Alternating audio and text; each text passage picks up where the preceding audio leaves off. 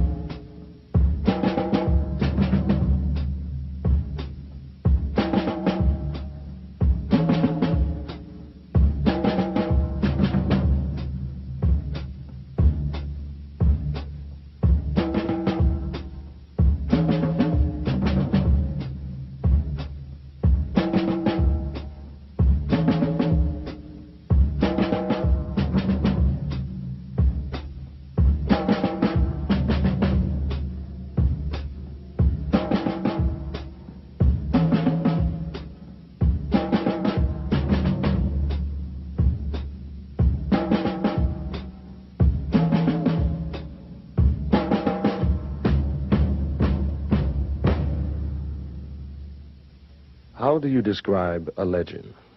An African-American hero, an historian, an activist who for half a century has charted a singular course dedicated to the intellectual and spiritual liberation of a people.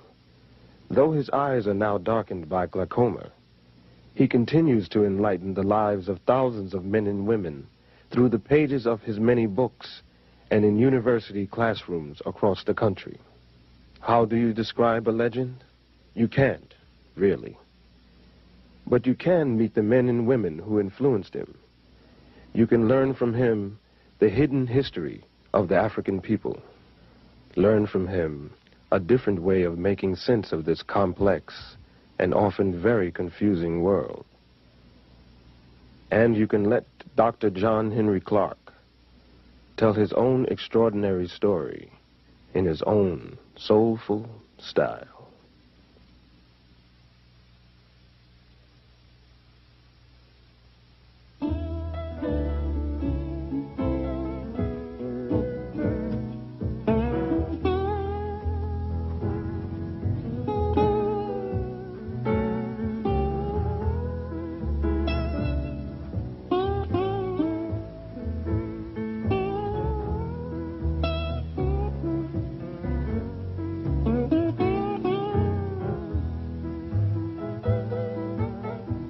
I was born on Sharecropper Farm in Union Springs, Alabama,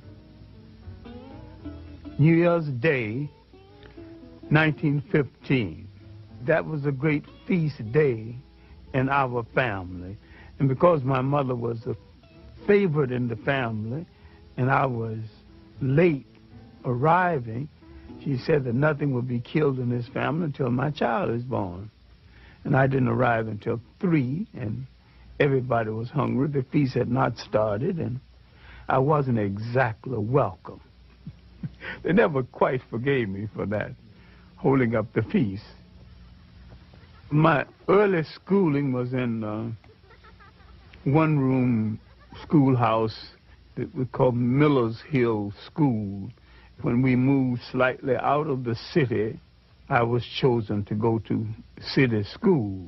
Officially, I never finished high school in the formal sense until later years. In fact, I taught 2 generations before I took time out to get my BA, my master's, and my PhD. And I have it all now, but I'm principally self-trained. My university was the public library and well-chosen second-hand bookstores. So while I grew up poor, I grew up in a very rich environment, culturally rich. I grew up with a whole lot of love and affection, a lot of lap time and a lot of slap time too, because I wasn't permitted to get away with too much. Miss Evelina Taylor is my 5th grade teacher, and she might be the foundation teacher in my life. In addition to teaching me basic good thinking and good conduct, she called me into her room during her lunch hour one day and told me to stop playing the fool because I was playing the fool just to get accepted. And she said, it is better to be right and march into hell than to follow a bunch of fools into heaven. I wanted to do something to impress Miss Taylor, and we had current events on Friday. We wanted to say something unusual because I worked for white people before and after school, and they had magazines. They would receive them one day, read them hurriedly up, throw them away the next day. So when I got up for current events, I always had something decidedly different to say about my own people and about other people. No, I wanted to do something real big. So I went to a lawyer that I worked for before and after school. I can still remember his name, Gag Steiner, and I asked him for a book about my people in early world history. He says, I'm sorry, John, that you came from a people that have no history. My mind would not accept that. I continued to search, and I opened a book called The New Negro, and I opened to an essay called The Negro Digs Up His Past. And for the first time, I knew that I came from a very old people, that we were older than slavery, older than oppression, older than Europe. Now the scramble began for more information.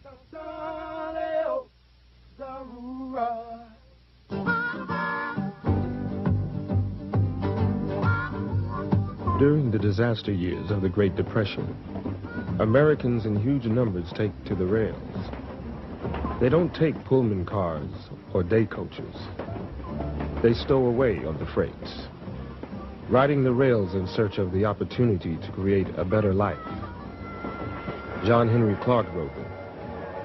Out of the South first, briefly to Chicago, and then on to New York City. Had a dream. I thought that because I'd had some success in writing local plays, writing lyrics for songs for local plays, and that I could go write professionally. It was a dream, it's a fantasy. I was pursuing this fantasy. At 18, you can pursue all kinds of fantasies. In the shadow of Manhattan's towering skyscrapers lies black, sprawling Harlem, greatest Negro metropolis in the world. My impressions of the Harlem community, in the first place, it was a clean community. It was an orderly community. It was a safe community. It was a community with its customs that we have forgotten now. Street-speaking customs, strolling customs, social customs. There was a time when 7th Avenue, now Adam Powell Boulevard, was the street of choice. And you did not walk down 7th Avenue on Saturday or Sunday without a coat and a tie. There was a custom of getting your lady in your long good suit and walking down 7th Avenue to show her off. You would walk 15 blocks. Sometime when you had $1 or so to spend, you would take on the 5th Avenue open bus all the way down to New York University and all the way back. And she was satisfied, and the whole evening you hadn't spent $1. A lot of times you didn't have one. They sure don't make ladies like that anymore. There was a time there were 3 functioning vaudeville theaters in Harlem, all well patronized. The Lafayette, Harlem Opera House, and the Apollo. The old Lincoln Theater, now a church, used to be a legitimate theater where the plays downtown would be brought uptown with the play with the black cast. Tyrant, show thy face. And that was our Broadway. I got involved with the communists and the socialists and other radicals, and began to read literature on the Russia of that day and to see movies about Russia. I was never a member of the Communist or the Socialist Party. I was active briefly in the Young Communist League.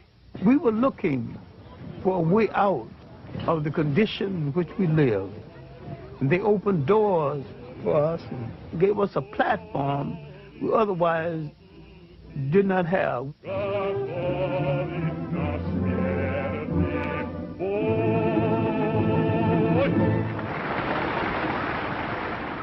Paul Robeson was the one artist who made the great sacrifice based on commitment. And that commitment is that an artist is supposed to use his or her art to change the society in which they live. W.E.B. Du Bois is our greatest single intellect we produced in the whole of the Western world. And he's not just a black American intellect. He is an American intellect equal to any. W.E.B. Du Bois, Paul Robeson, the party came closest to what those men wanted to stand for in the world was a fair deal for the working people of the world. We would examine later to our sorrow that we were in an argument between not a liberator and an oppressor, but 2 oppressors with different techniques and methodology of oppression.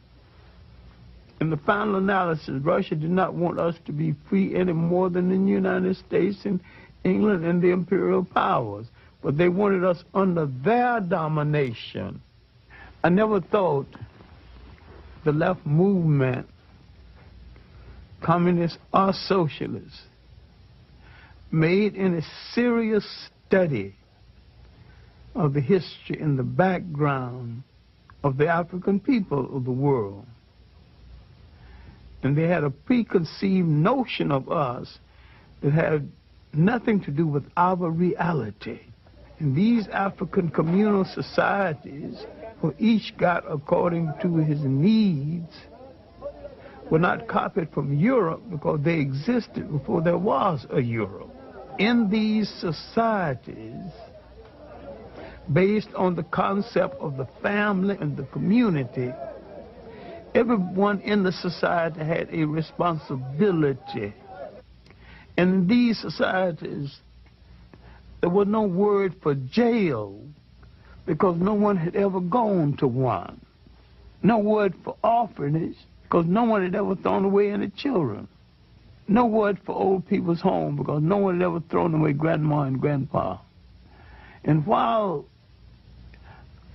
I had some admiration for the conclusion of Karl Marx, I dare to say he was a political opportunist and a Johnny-come-lately because he was rehashing something that was in the world before the first European wore a shoe or lived in a house that had a window.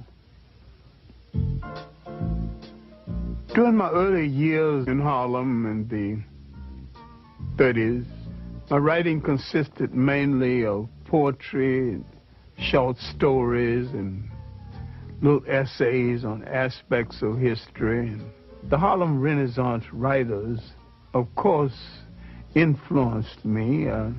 I knew Claude McKay. I knew Langston Hughes. I knew Richard Wright before he had published Native Son. I knew Wallace Thurman, O'Neill Larson, Jesse Fawcett. I found a pan-Africanist consciousness in a Langston Hughes and to some degree in a Claude McKay. But the rest of them were rather parochial. Finally, I got to meet Arthur Schomburg. Arthur Schomburg, mentor to 2 generations of African-American scholars. The legacy of this Puerto Rican-born historian is the world's definitive institution of its kind, Harlem's Schomburg Center for Research in Black Culture. I went down the 135th Street Library, and he was on the 3rd floor, and I asked, very humbly, asked the librarian, do you know anybody who will give me a letter to see Arthur Schomburg? And she said very sharply, you know, and impatiently, because she was short of help, you just have to walk up 3 flights. I walked up 3 flights, and there Arthur Schomburg was holding down the desk, being 18 and rash. I wanted to know the history of African people of the world, henceforth, right now, within the hour, his lunch hour, all of it. He said, sit down, son. What you're calling African history and Negro history are the missing pages of world history. Then he said, son, go study the history of your masters. Go study the history of the people who enslaved you and find out why they found it a necessity to remove an entire people from the respectful commentary of the history of the world. Well, my earliest impressions of them was a people in power who intended to stay in power, and I began to wonder why they had so much and other people had so little, and why everybody I knew worked harder than they. Who made this arrangement? I studied European history and world history. Now, when I went back to Schomburg with some knowledge of background of European history, now he began to show me how to study African history.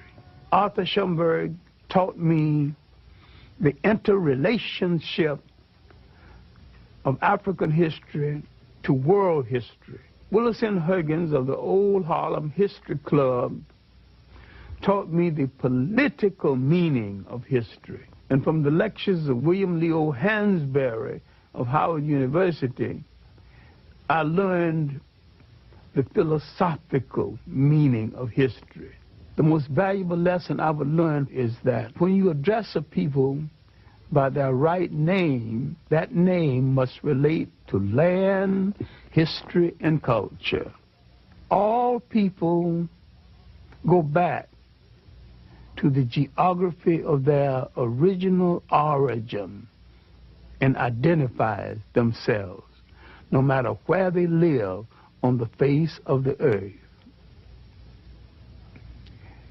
We have overused the word black because black tells you how you look, but it don't tell you who you are.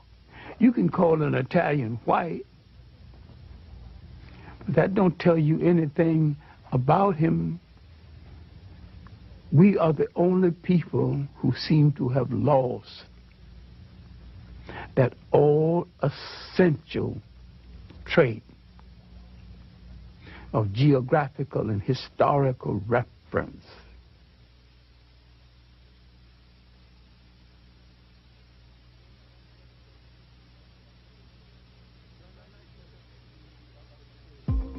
Around 1933 up until 1934, 1935, Harlem's main activity was how to make Harlem a congressional district so that Harlem could elect its own congressman.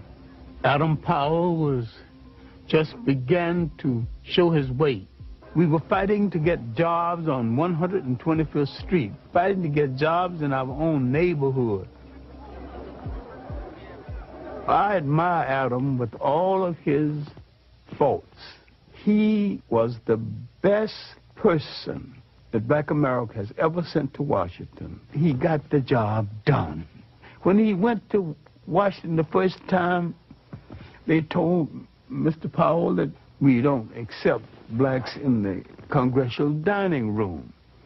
And Adam smiled and said, well, you don't accept them. Well, that's your custom. The next day, Adam got the tallest and the meanest looking and the blackest of the blacks he could find and marched them into the congressional dining room as his guest and got away with it. But it was a period when we were reassessing our role in the whole of the Western world. We were tuning into Africa as much as we could and having African forums and making a serious study of African history. Black men wanted to go to Ethiopia and fight on the side of the Ethiopians, but America would not give them passports and let a single one leave the country for that purpose. And yet, Italians could get passports to go and fight with Italian forces against Ethiopia.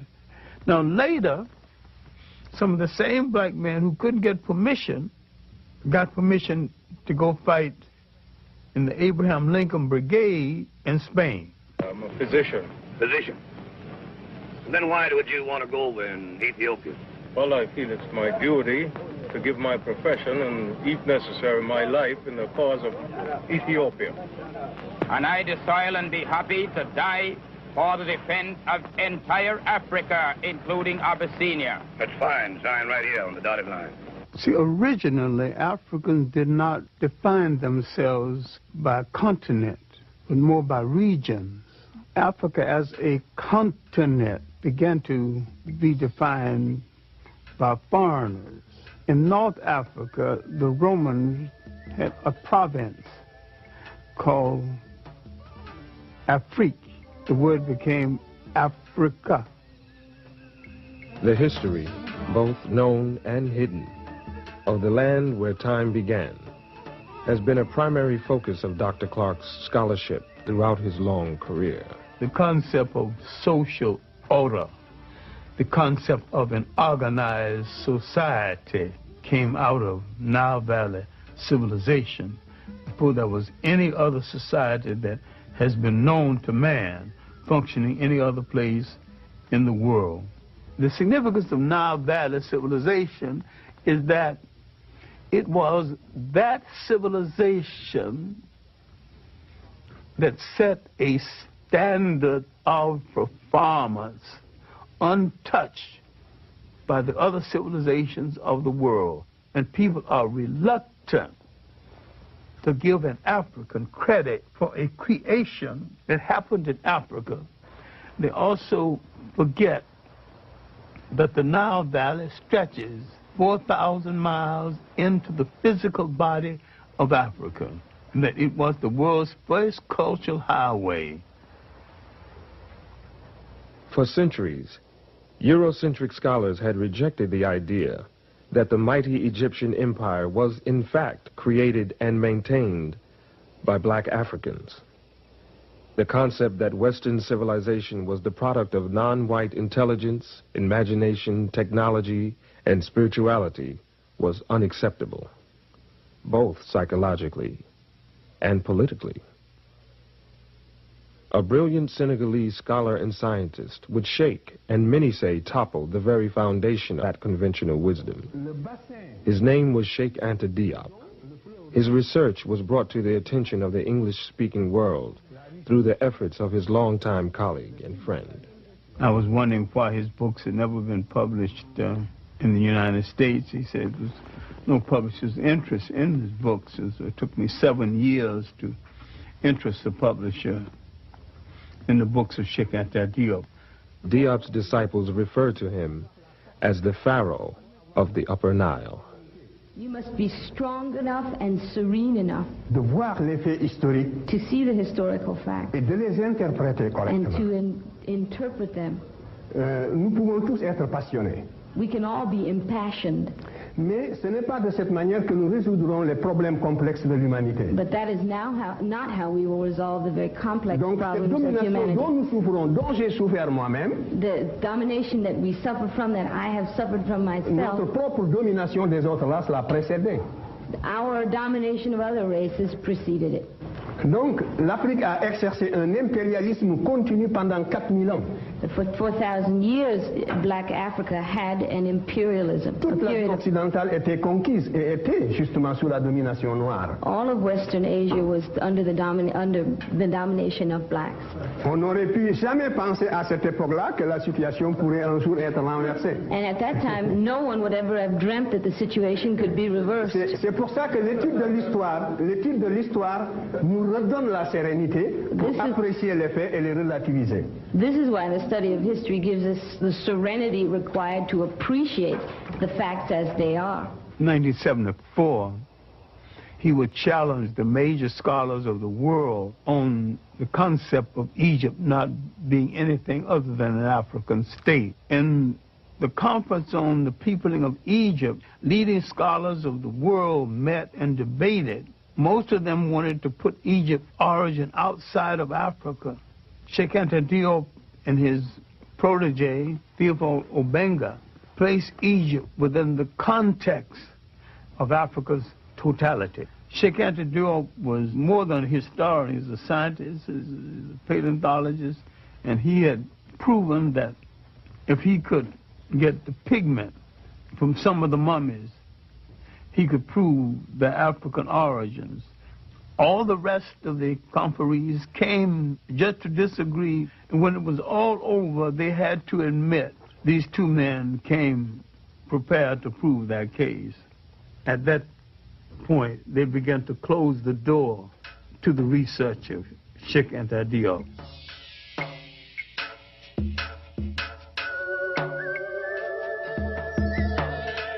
From the first dynasty to the invasion of Nile Valley, that was the first golden age. And from third dynasty came the great multi-genius Imhotep, the real father of medicine, who lived 1,800 years before the Greek, who's called the father of medicine. When we read the biography of the Greek, he says, I am a child of Imhotep. And from the 18th dynasty came the world's great social reformer and maybe one of the world's first deities, Akhenaten.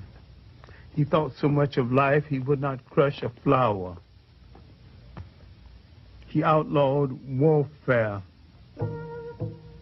Spirituality was a part of the total life of the people.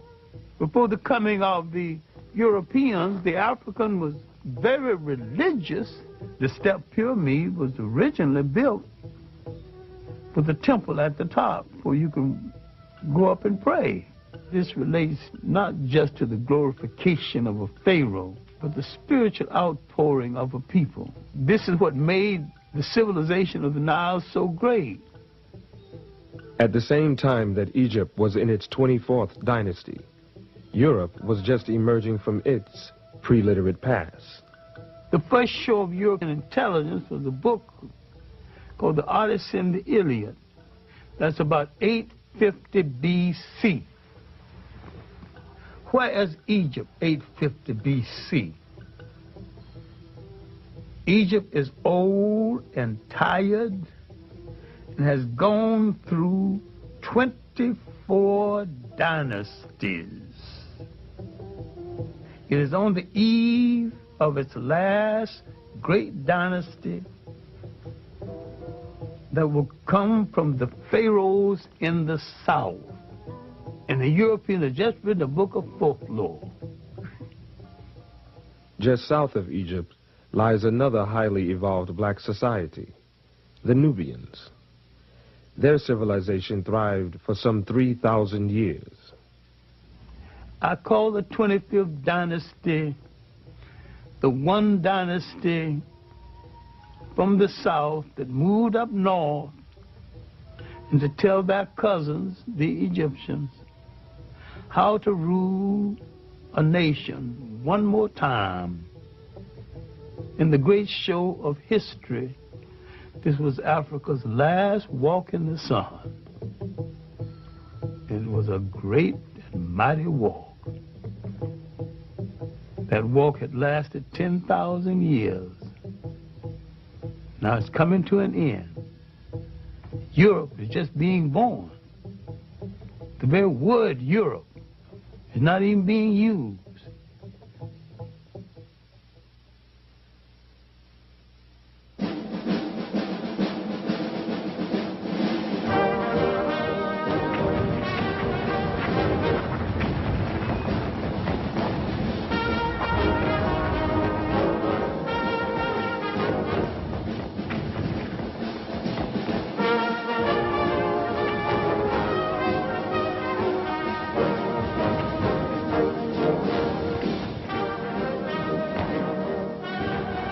I was drafted to the Army in September 1941.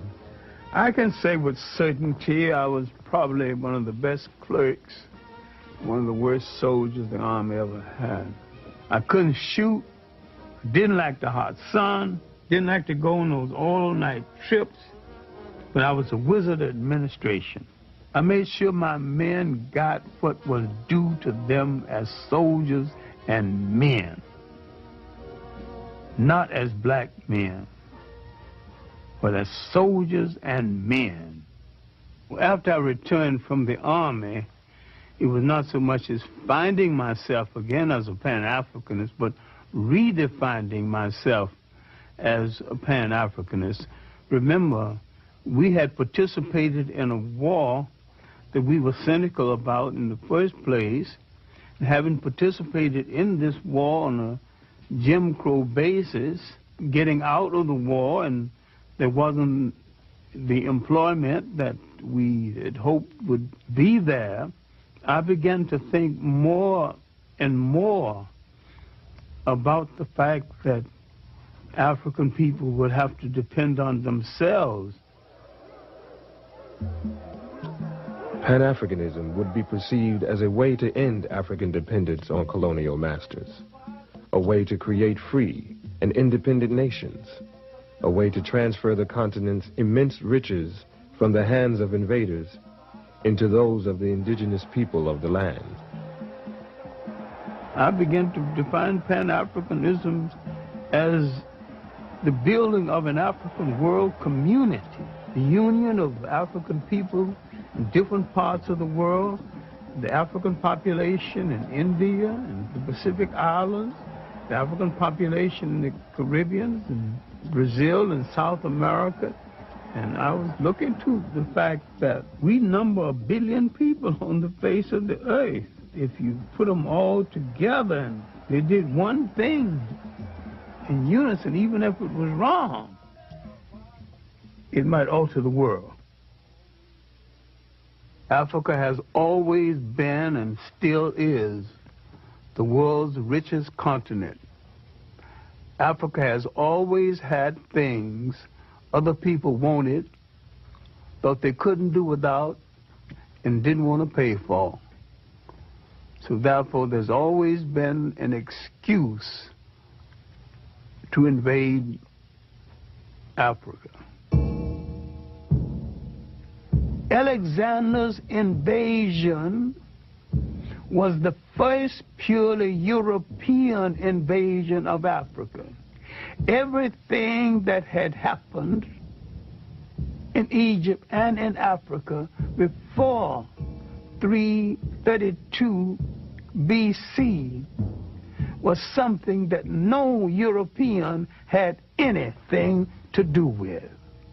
Now we see the beginning of European occupation, and we see it as aggression, not bringing civilization, but destroying civilization that it did not understand.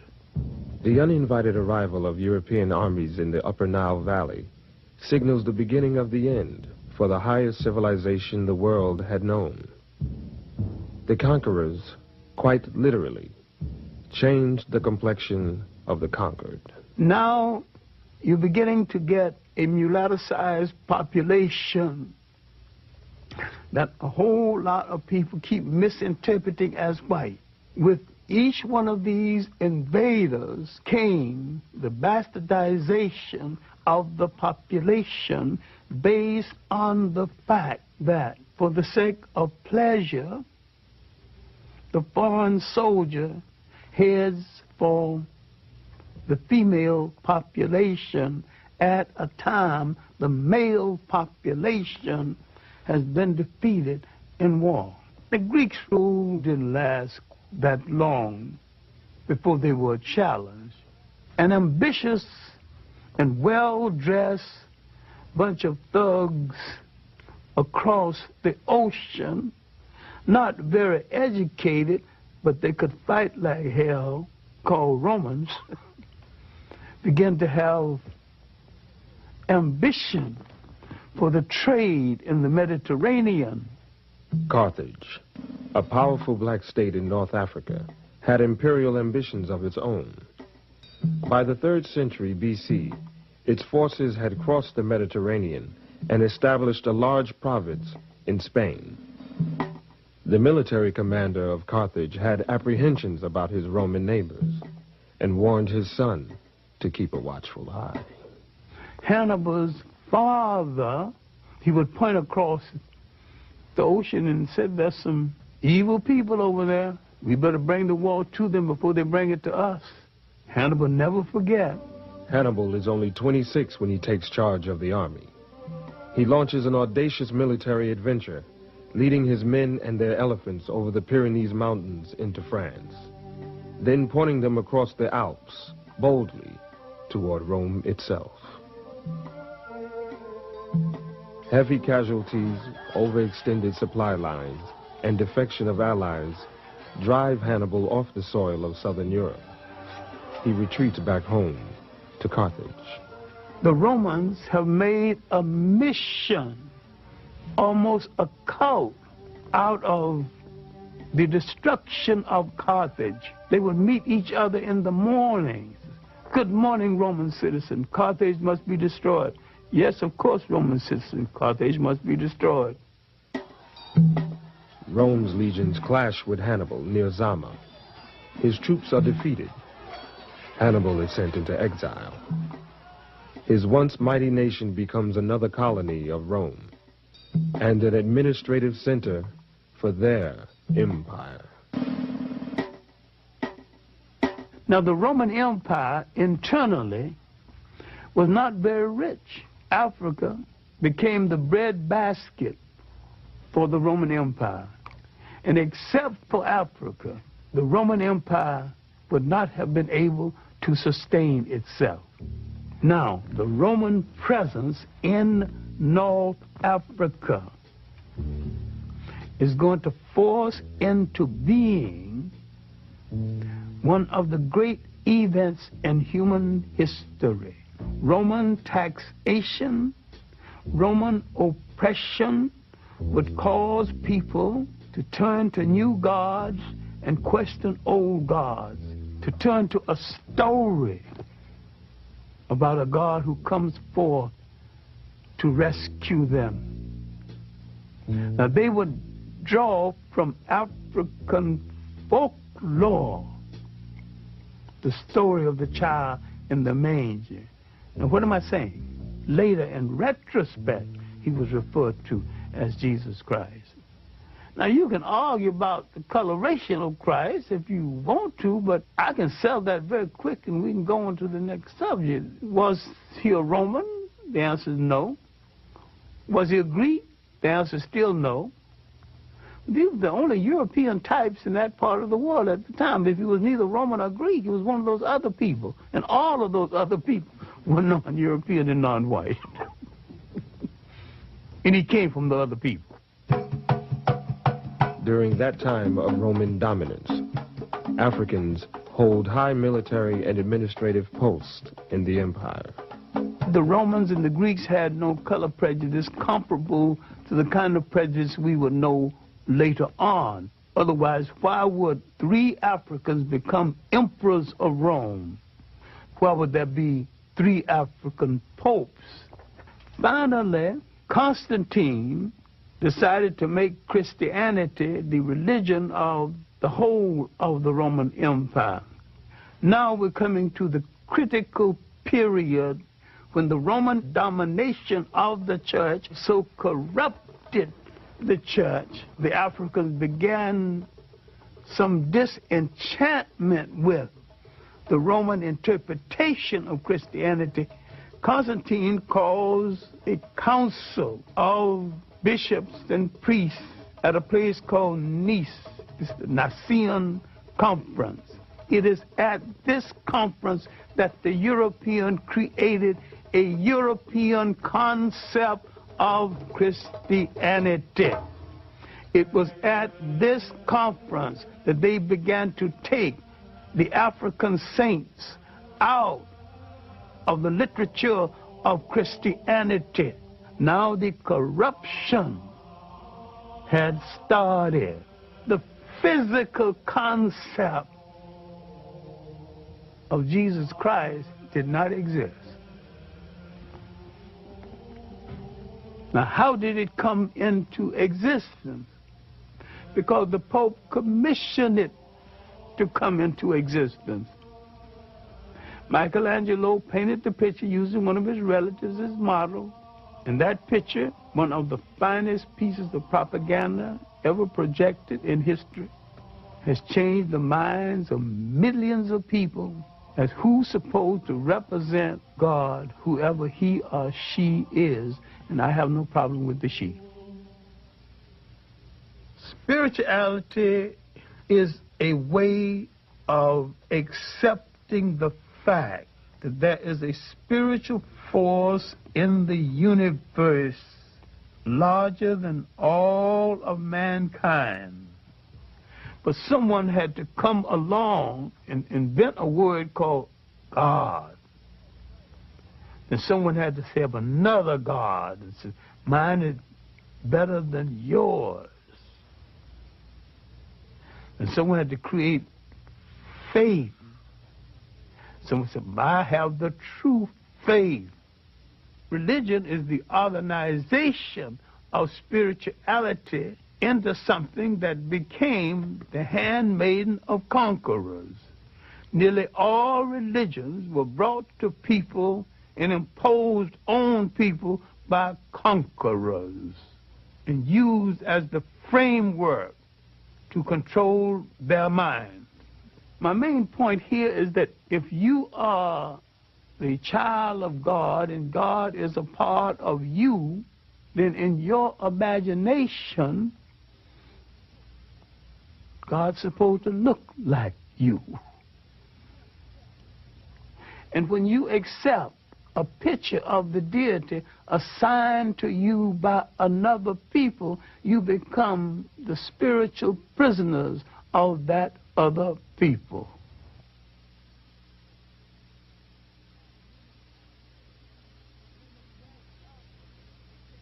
Many Africans became Roman citizens, just like many black Americans today.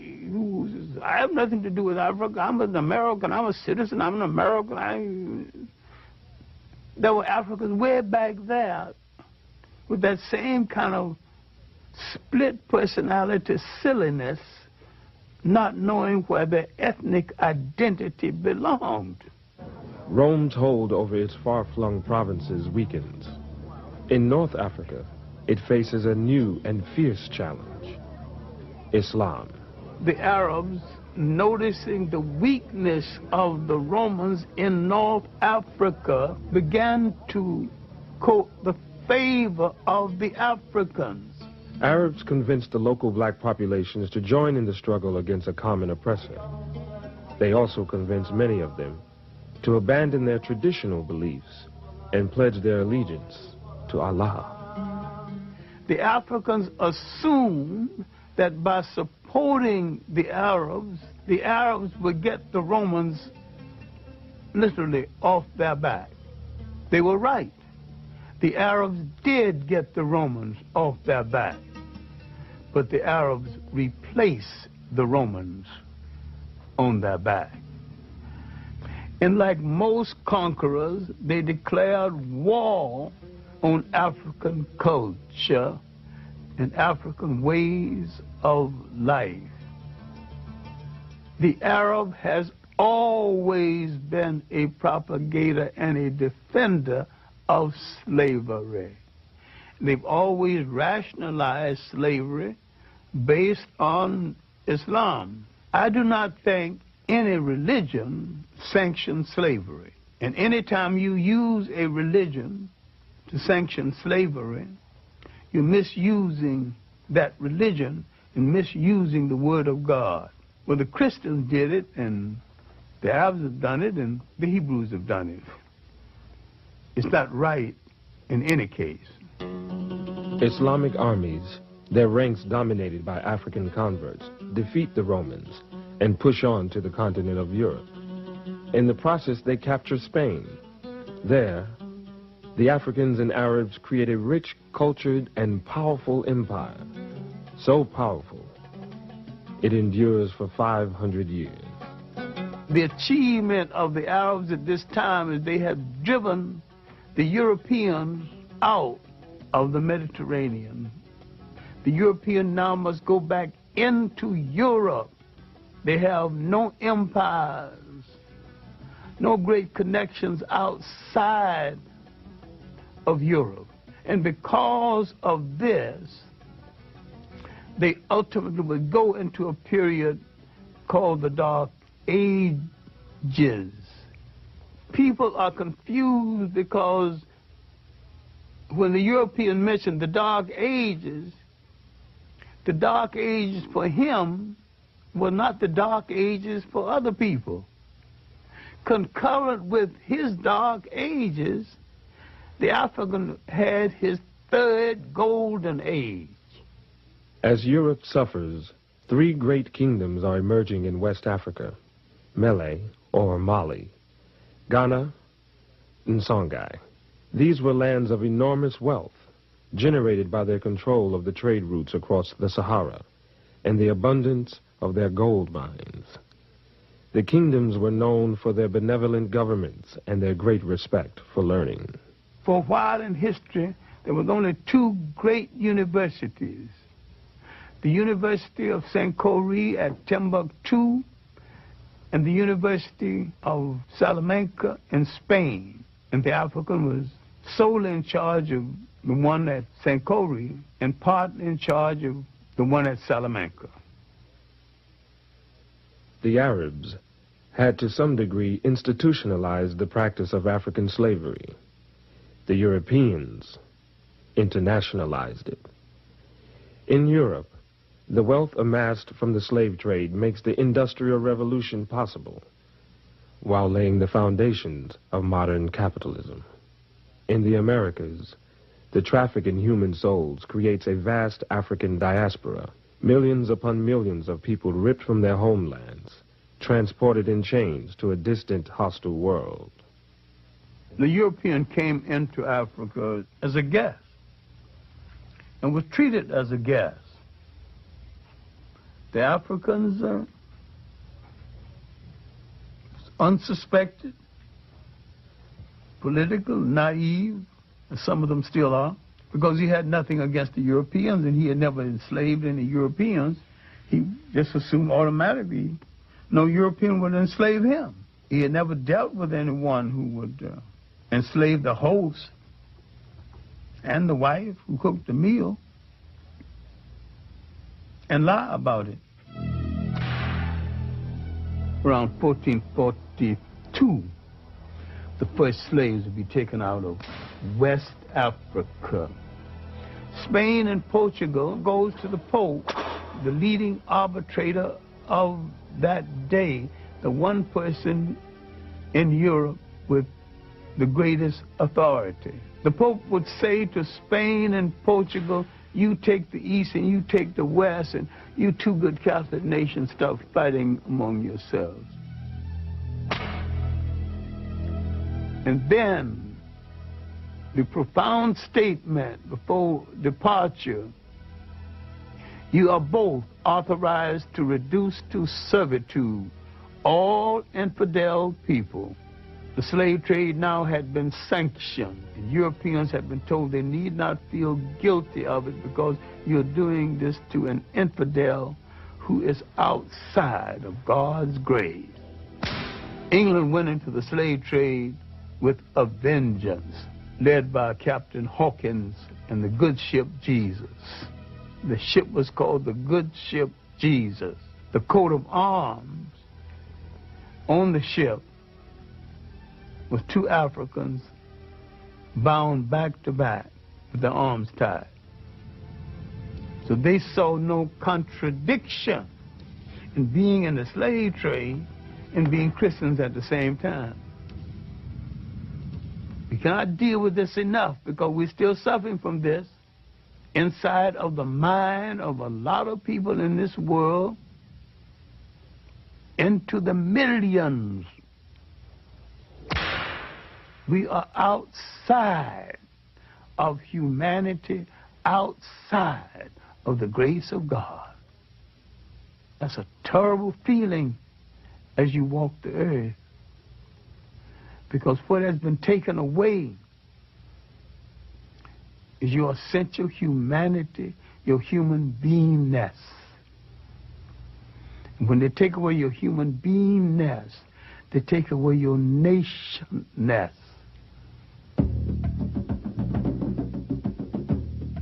Early in the 19th century, the concept of slavery began to yield to the concept of colonialism, a more sophisticated form of slavery. Slavery as a system became unwieldy, and besides, there's a point where it was saturated. Everybody who wanted a slave had one, who could afford one. The European nations of size that did not have any portion of Africa began to grumble. At the Berlin Conference, 1884 and 1885, the European powers of substance who did not have any part of Africa now were given some parts. Africans did not fall at the feet of the European invaders. They fought fiercely, bravely, and continually. Anti-colonial wars started up down the coast of West Africa, in parts of inner Africa, and in the Congo. There was armed resistance. The Zulu wars lasted from the 1650s, when the Boers arrived, to the last Zulu war was 1906. In Ghana, the Ashanti wars lasted from early in the 18th century to the last Ashanti war, led by a woman, Ye Asantewa, in 1900. For a while, it looked as though the Europeans would not be able to hold on to the continent. More manpower and more ruthless treatment brought it mainly under their control. By 1884, 1885, and afterward, there wasn't no dispute about who was in charge of Africa, just who was in charge of what part of it. We have been hung up with a myth, the myth of the conqueror and the invader as the bringer of civilization. No people ever brought civilization to another people at no time and at no place in history. It's one of the most protracted lies we ever listened to. Civilization is the art of being civil. The word civil means being peaceful. And there's nothing peaceful about aggression. Only the slave can abolish slavery. If someone is on your back, you have to bend a little to balance them on your back. Now, the best move if you want to get them off of your back is to stand straight up.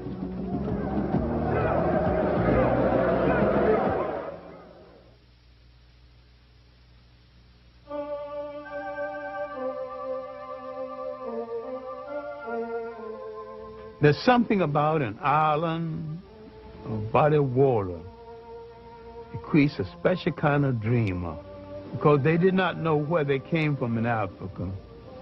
They dreamed of the whole of it, bring it all together in one piece. The seeds of Pan-Africanism, planted in the United States during slavery years, later flourish in the fertile soil of the British West Indies. Trinidad produced the three greatest Pan-Africanists, H. Sylvester Williams, C.L.R. James, and George Padmore. In Trinidad, they found the Pan-African League. H. Sylvester Williams would eventually call it Pan-African. He would call a conference in London in 1900. A few scattered Africans, a few people from the Caribbean, W. Du Bois from the United States. They did not ask for the independence of African states then. They asked for preparation. Give us the kind of education that will prepare us for eventual independence. They were reasonable, but they weren't listened to. And yet the conference made some kind of impression. After the first Congress, Du Bois would be the leading light from the second through fourth. But the most meaningful, the one that Du Bois called in Paris, as a result of this Congress, Du Bois came to center stage as the leader and theoretician of Pan-Africanism. Pan-Africanism wasn't exactly new, because black Americans were practicing it long before someone gave it a name. The African settlement movement, the movement that settled Liberia, was informal Pan-African movement. The so-called Negro Convention movement was most a discussion of how you bring the African world together. That whole 19th century was Pan-African thought. Prince Hall, his development of the black Masonic order that he called the African Lodge, the search for a place in Africa for settlement by Martin Delany and Robert Campbell. 1829, David Walker's appeal to the colored people of the world was basically a Pan-African appeal. All of this, before we come down to the end of the 19th century. The ultimate Pan-Africanist, of course, was the Jamaican Marcus Garvey. Citizens of Africa, I greet you in the name of the Universal Negro Improvement Association and African Communities League of the World. You may ask, what organization is that? It is for me to inform you that the Universal Negro Improvement Association is an organization that seeks to unite into one solid body the 400 million Negroes of the world. It was soon after the end of World War I. The Secretary of War had told the black American soldiers that their lot would not be appreciably changed by virtue of the fact that they fought in the war. There had been an investigation. It was discovered that many of the nurses wouldn't treat black soldiers in the hospital, wouldn't even touch them. Some of them died as a result. So you have these grievances pent up in the veteran coming home. All of this came to a head in 1919 when there were riots all over the United States. That's called the Red Summer. Marcus Garvey could point out, look, they don't want you here. Let's go back home. Let's go to Africa. Go back to Africa. Let's not only go back to Africa, let's go back in our own ships. Now, a whole lot of people who otherwise would not listen, now willing to listen. We hear the cry of France for the Frenchmen, of Germany for the Germans, of Ireland for the Irish, of Japan for the Japanese. We of the Universal Negro Improvement Association are raising the cry of Africa for the Africans, those at home and those abroad. He began to dream the great dream and rescue the mind of millions of black Americans from depression and self-doubt. By 1923, he was in some difficulty with the boats and some of the people he had hired to run the boats. Terrible mismanagement and betrayal. He collected millions of dollars from black Americans to buy these boats, and these boats were old and not as seaworthy as he thought they were. Garvey moved over large territory, maybe too fast, and yet he built the largest movement in black America before or since. There needs to be a reassessment of Marcus Garvey and his long-reaching effects. He called attention to what slavery and colonialism had taken away. They took away a concept essential to all the people in the world. They took away the concept of state management and state maintenance. Once you are taken from the geography of your origin and forced to live in a state designed by others, you're still the slave to the man who's astute enough to control a container called the state. The cannons of World War II were barely cold when Africans met in Manchester, England. They were prepared to claim that container called the state for themselves. The Pan-African Congress of 1945, now you have the one thing you did not have in the rest of them. You have Caribbean scholars, African-American scholars, not a whole lot, and Africans themselves are now participating. We're not talking about Africa out of the presence of Africa. Now you're talking about Africans with the Africans on the scene. One African being the co-convener of the conference, Kwame Nkrumah. Out of that fifth Pan-African Congress came the mentality, the basic planning to rule and to take over a nation. The others were saying, give us the education. At the fifth Pan-African Congress, they said, we got the education, we got the manpower, we want to rule now. The people of Ghana resisted British rule from the very beginning. In March of 1957, they become the first Africans to win their freedom. Kwame Nkrumah was ready to rule. When I knew Nkrumah in the Harlem History Club days, my impression of him was not as the future head of state, but as an African who's going to go back and make a major contribution to his nation, and he was a committed African.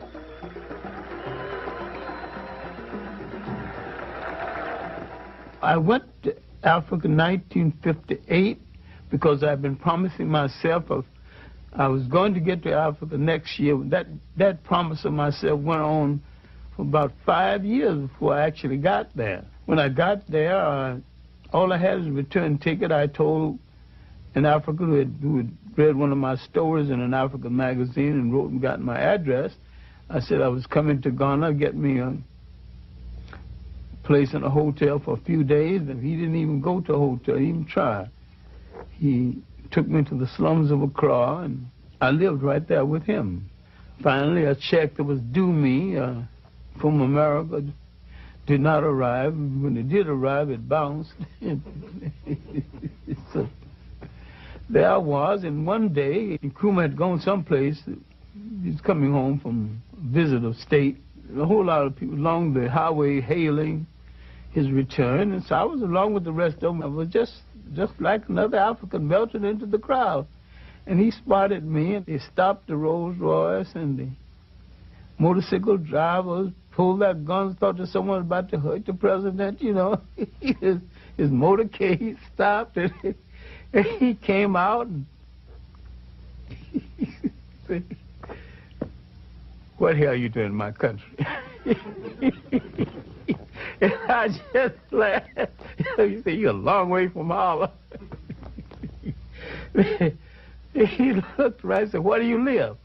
I said, in Jamestown. Jamestown is the slums of Accra.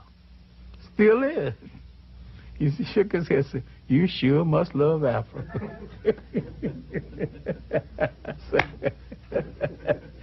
Finally, he headed back to his car, and he turned back to me. He said, you know what I'm going to do for you? I told him I didn't have any job, and my check had bounced. I didn't even know how I was going to get home. I'm going to put your Harlem behind to work. And he gave me a job. Working on his newspaper, the Evening News.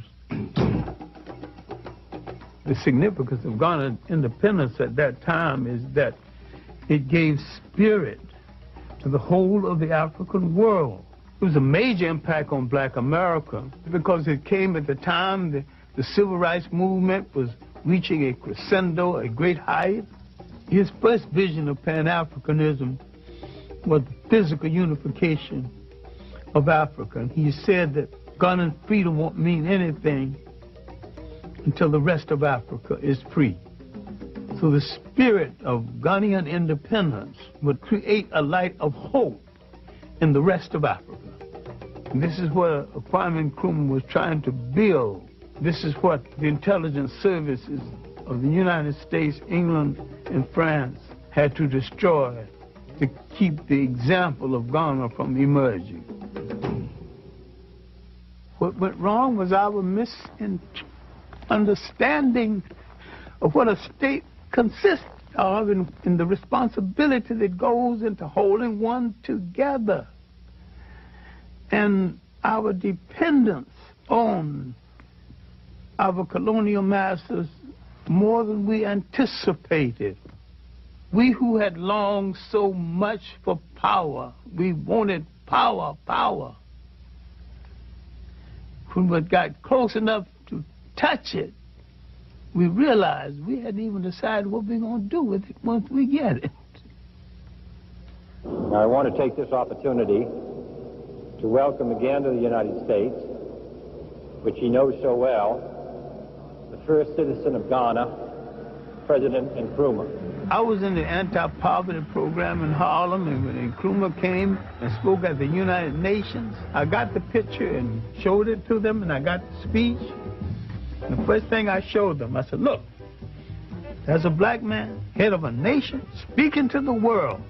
He got coarse, nappy hair.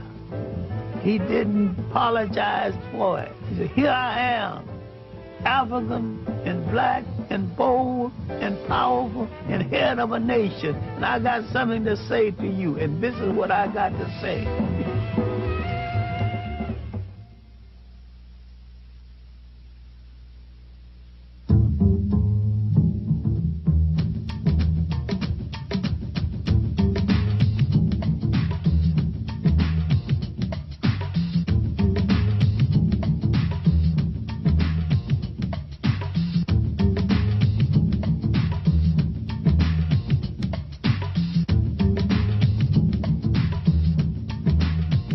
The passive resistance of Gandhi, and we should understand this, was a strategy. I regard myself as a soldier, though a soldier of peace.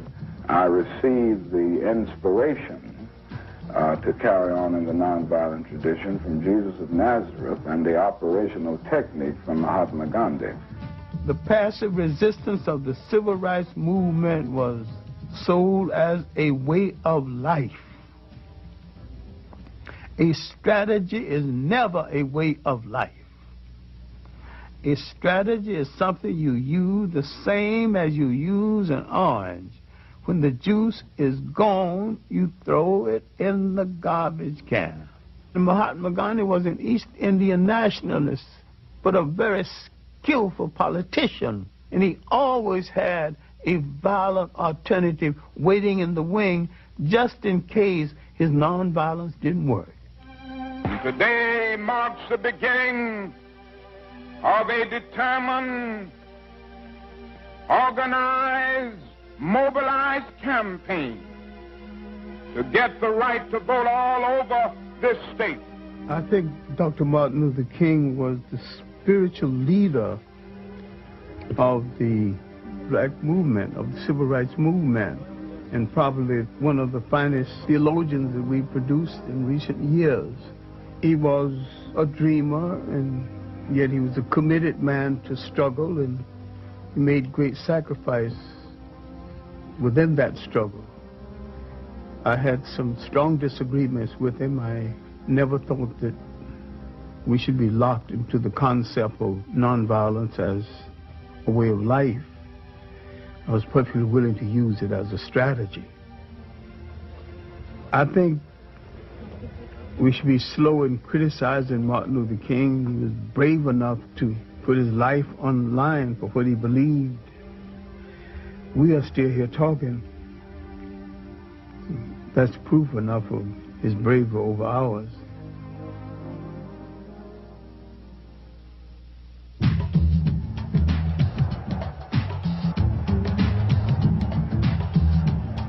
I think the March on Washington was just that. It wasn't a march on Washington, it was a march in Washington. I don't know of any sweeping achievements that came out of it. It was a great ceremony. I'd be hard-pressed to identify the substance. I happen to think we've gotten enough mileage out of marching. It was a great ceremony. It was a great rehearsal for a show we did not put on the road. For a time, we had the attention of the world. Between the Civil Rights Movement, the Caribbean Federation Movement, and the African Independence Movement, we had the attention of the world, and there were people, though they hated our guts, they were willing to make concessions to us based on the fact that we were ready to handle power. We made too many speeches and didn't do the necessary work, the unglamorous off-camera work that would have made it possible. That was our great mistake. Ceremony that lacked substance. And there was a voice, loud and clear and analytical. We were fighting to keep from hearing that voice. It was the voice of Big Bad Malcolm X, who had both the national and the international message. One of the reasons that it is bad for us to continue to just refer to ourselves as so-called Negro, that's negative. When we say so-called Negro, that's pointing out what we aren't, but it isn't telling us what we are. We are African, and we happen to be in America. We're not American. We are people who formerly were Africans who were kidnapped and brought to America. I met him first in 1958. I know him from that period until his death, and sometimes saw him on a daily basis. I would furnish information on history and background information. I never told Malcolm X what to do, and I don't remember anybody else who told him what to do either. They have studied the tactics and the strategy and the methods of all of the African nations who have emerged and won their independence. And they've seen that the Africans didn't get it by sitting in. They didn't get it by waiting in. They didn't get it by singing "We Shall Overcome." They got it through nationalism. I first met Malcolm at the World's Trade Show building. Looked me up and down and said, "I bet you're a swine eater." I'll admit that I had paid some joyful visits to pork chops and other parts of the pig. And I said that, you know, Malcolm, if it wasn't for the pig, you and I wouldn't be here arguing about the pig, because some of us would be gone. We would have starved to death. Many times when Malcolm X was prefacing his speeches with the words, "The Honorable Elijah Muhammad teaches us," Malcolm X was teaching Malcolm X lessons over and beyond anything the Honorable Elijah Muhammad ever thought about. You say we are on the road now to a better world because the white man promised integration. This is a disgrace. Mr. Muhammad's analysis is that until the image of the black man in the mind of the black man has been changed, you will always have delinquency, parental as well as juvenile. So his entire approach is not so much to change the attitude of the white man toward the black man, but to change the attitude of the black man about himself. The Arabs and certain powerful groups within Islam really wanted Malcolm on their side. There was a serious attempt to persuade Malcolm to turn on Elijah Muhammad and establish a second Islamic group based on what they considered to be Orthodox Islam. They offered him $3.5 million. He turned it down, and we were walking down the street toward his car, and this man had turned down $3.5 million and whacked me on the shoulder and says, "Swine eater, let me buy you a cup of coffee." He was more loyal to Elijah Muhammad than Elijah Muhammad eventually was to him. Elijah Muhammad was getting old and feeble, and there was suspicion that Malcolm X would be the logical successor. There were those within the nation who didn't want Malcolm X as the logical successor because Malcolm X would have done some serious house cleaning. He was an honest man, and there were some thieves in the house. I think his development as a pan-Africanist came a little later in his life. In the final analysis, he was as good a pan-Africanist as any of the rest. We have to have the type of understanding of Africa and the type of understanding of our people here in order to build a bridge, a contact, a line of communication between the two. And once the lines of communication have been established, and our African brothers can stretch forth their hands and reach us, and we can stretch forth our hands and reach them, why, there's nothing that this blue-eyed man in this country will be able to do to you and me successfully from that day onward. Malcolm X had laid down a threat to the colonial powers of the world. It is nationalism that's bringing freedom to oppressed people all over the world. It was nationalism that brought freedom to the Algerians. It was nationalism that brought freedom to the Nigerians and to the Ghanaians.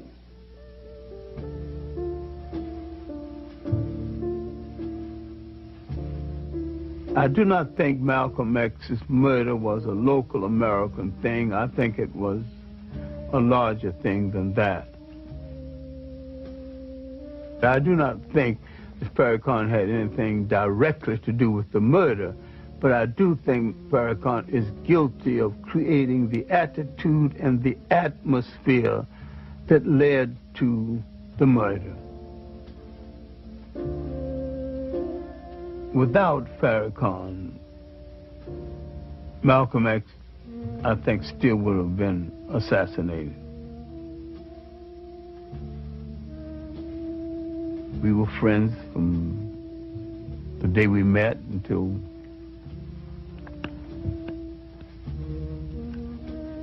his death.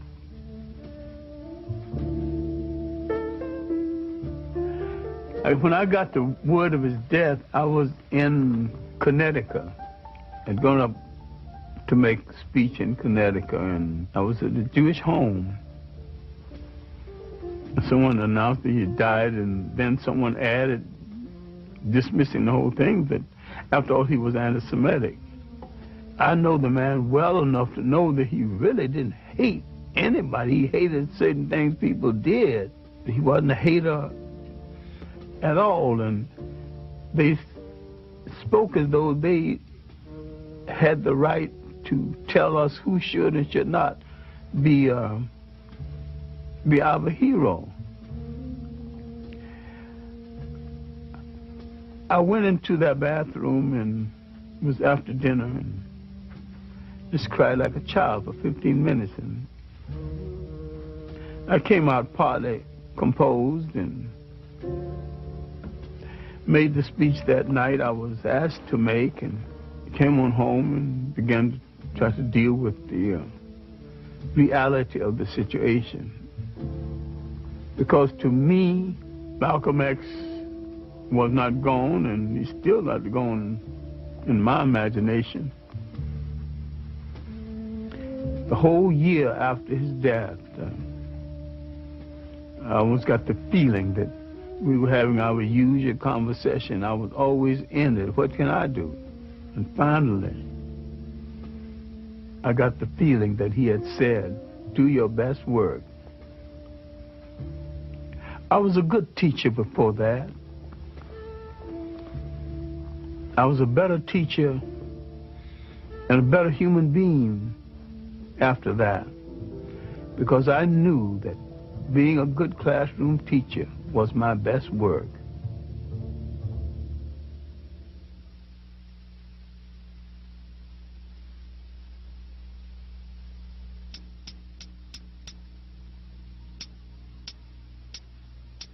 We have to move to a position where we can feel strength and unity amongst each other, from Watts to Harlem, where we won't ever be afraid. And the last thing we have to do is to build a power base so strong in this country that will bring them to their knees every time they mess with us. Individuals do not create rebellions, conditions do. Until they begin to adjust themselves to those conditions, rebellions will continue and they will escalate. And to fight for our liberation by any means necessary. It was the beginning of the Black Power movement. It was also the Black and Beautiful movement, moving into second gear. I would like to think that wearing the afro, wearing the African clothes was a move toward Africa. To some extent, it was a form of African consciousness, an African awakening. As a result of it, African people were stimulated throughout the world. But what followed the stimulation? What institutions came out of it? What of lasting value came out of it?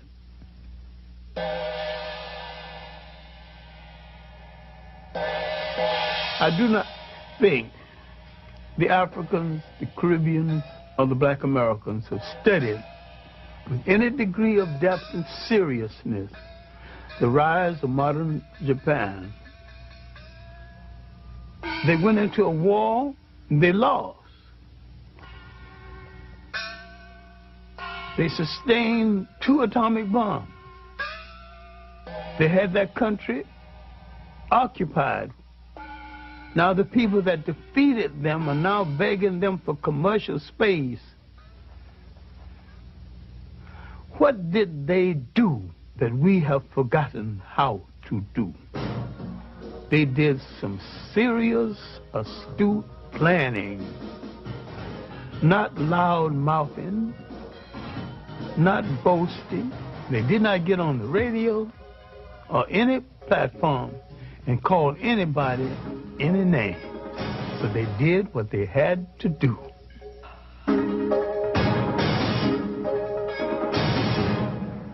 If we're carrying out a well-designed program for liberation, if it's written out, any literate person can contribute and share leadership. So if the leader dies while you're on page 13, move to page 14 and continue the struggle. Bury the man, continue the plan. I think every person that calls themselves a leader, a preacher, a policymaker of any kind should ask and answer the question in his own lifetime: how will my people stay on this earth? How will they be educated? How will they be schooled? How will they be housed? And how will they be defended? The answer to these questions will create the concept of enduring nationhood, because it creates the concept of enduring responsibility. Good morning. Assalamu alaikum. My dear brothers, black men, strong black men, upright black men, sober black men, together black men, unity black men, freedom black men, justice black men. Welcome to the Million Man March. 1 million black men make their way to the nation's capital. They are answering Minister Louis Farrakhan's call for unity, redemption, and atonement. It's the largest demonstration in American history. Marching is a strategy, and I think we have gotten enough out of the strategy. I think the march is a waste of shoe leather, gas, and energy. I have some serious problems with any kind of march for our liberation that leaves out one half of the mentality of our people, the women. I don't buy the rationale that the women need to stay home and take care of the children, you know. I ain't buying that. If they have no honorable place in your liberation is not worth the fight. Because you can't build no family struggle. You can't have no continuum. You can't even continue your name without that connection. Long live the spirit of the Million Man March. Long live the spirit of the Million Man March. I'm saying there's more to revolution than throwing your fist in the air. There's more to progress than marching. I want to say, my brothers, this is a very pregnant moment. Pregnant with the possibility of tremendous change in our status in America and in the world. We're doing showbiz liberation. And that's not liberation. Today, whether you like it or not, God brought the idea through me. And he didn't bring it through me because my heart was dark with hatred and anti-Semitism.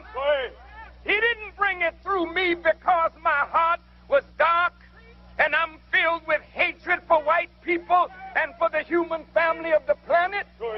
If my heart were that dark, how is the message so bright, the message so clear, the response so magnificent? This march will do more to wash Farrakhan's ego and to project him into the forefront of leadership than anything else. And once he's in the forefront of leadership, where will he lead us? Allahu Akbar! God is great! God is great! Straight to Islam. And yet he will not make a principled statement on the enslavement of Africans in Mauritania and in the Sudan. And there's all kinds of documentation, all kinds of proof.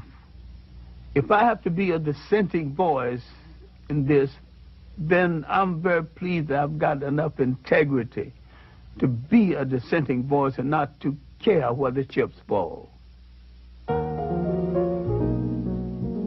Many perceive the African-American family as an endangered species.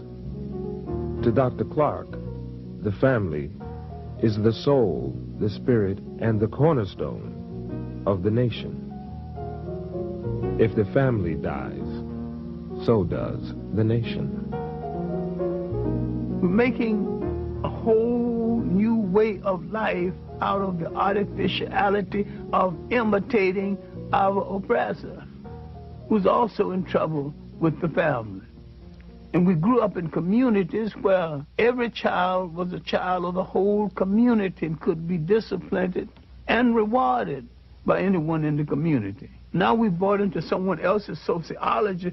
Don't touch that child. Don't you dare spank my child. Conformly, your mother left you alone and said, if they misbehave, you can spank them. We don't have that kind of relationship one to the other anymore.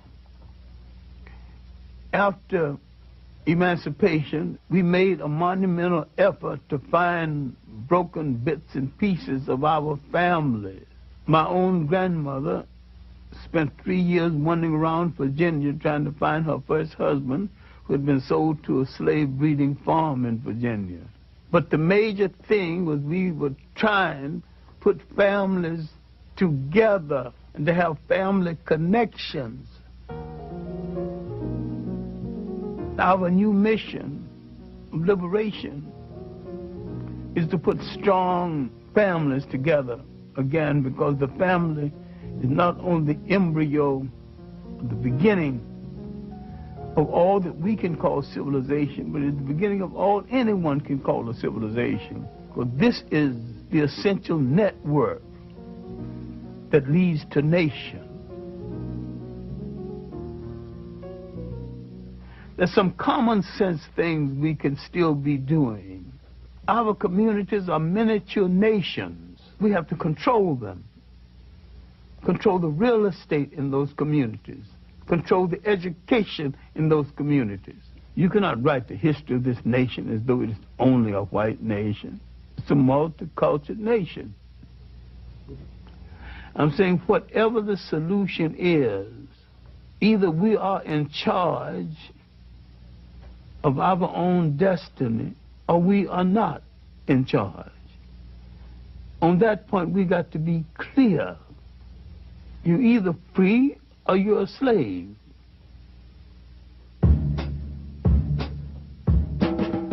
I want people to remember me as a creative classroom teacher. I'm self-educated, and I've read more books than most men see in a lifetime. Fortunately, I still remember the better portions of most of them, but I haven't seen the last of my life or the last of my energy. So I decided if you lose your eyesight, increase your insight. Use what you got and keep on doing the things that give your life meaning and give your life definition. I like for them to remember that I have been consistent. I took certain principle stands in my late teenage. Now at the age of 80, I have not discarded these principle stands. My great overpowering love affair has been the liberation and the maintenance of African people and to restore them to a status that they lost in the world. I think faith has not spared African people for an ideal purpose. If we were put on this earth and we have endured a Holocaust 10 times worse than the one in Europe, then faith has a mission for us. If we gave the world its first humanity, maybe we have the capacity to give the world its next humanity.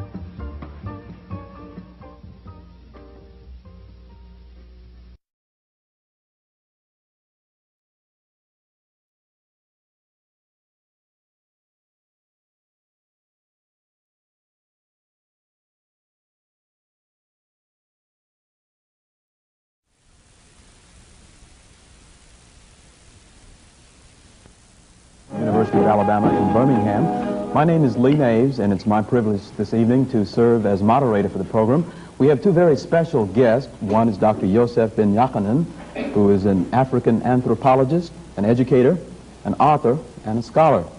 He's on my right, and on my left is Dr. George Simmons. Dr. Simmons is also a professor. He was born in the St. Croix, Virgin Islands, USA. And we will discuss a number of topics this evening. These gentlemen are here to talk about African origins. As you know, in America, Black History Month is celebrated every February. Without further ado, let's get right into it, because I know they have some interesting viewpoints that will stimulate your thinking, even if you disagree with them or agree.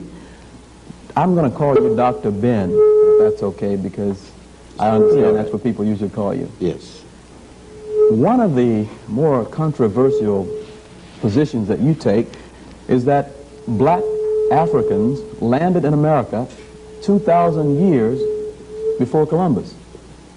I would not specify the day, but probably exceeding 2,000 years. The fact is that Columbus never came to the United States of America or North and South America. He came as close as San Salvador. There's a rumor that says that Columbus came to America. He did not come to America. He came to an island of America. Vespucci came to America, not Columbus. He came to the Caribbeans. But it is commonly stated, just as much as they state, that Columbus discovered America while the Indians sat down watching him doing it. Now, but the knowledge of Africans in the Americas quite knowledgeable to scholars. The fact that it's suppressed doesn't have any validity at all. Let me bounce a couple of things off of you. One thing, this article that I'm going to be referring to our home audience and to our studio audience, this article came out in the September 1981 issue of Science Digest, and it's entitled Black Kings in Ancient America. You and some other black scholars believe that these people, African people, came to this continent before Columbus. We don't believe, we know. How do you know? What evidence? The evidence is there. For example, when you go to Central America, the Yucatan Peninsula, and at Ecuador and places like that, they have caches of Carthaginian money found 200 feet down in the ground, meaning that there were pluvial disruptions, and those money was buried. So it indicates a period of time, at least from that, when you look at the stratas, you could tell the period of time in which they've been here. And when you're talking about Carthage, you're talking about at least 212 BC, when Carthage was finally destroyed by the Romans. Again, the Queen Makeda, which you call the Queen of Sheba, there are maps which Rome, the church in Rome, the so-called Holy Father, has suppressed these maps from the time of Justinian, showing South America and what is today called Central America. The maps there, and Makeda goes back to at least 892 BC. Before Christ. Before the Let me point out another thing, just from the same article. I don't know if we can see this on television, but here is a picture. Tell me what this is, and why do you see this as proof of the presence of Africans in America before? That is the head of an Olmec, and the Olmecs were said to be the first of the indigenous Americans. And if an Olmec walked in here, then you would believe that he had come from the middle of Africa. And there is no doubt about it that all of the writers prior to racism admitted that the Olmecs were in fact Africans who had come across here. There is no doubt when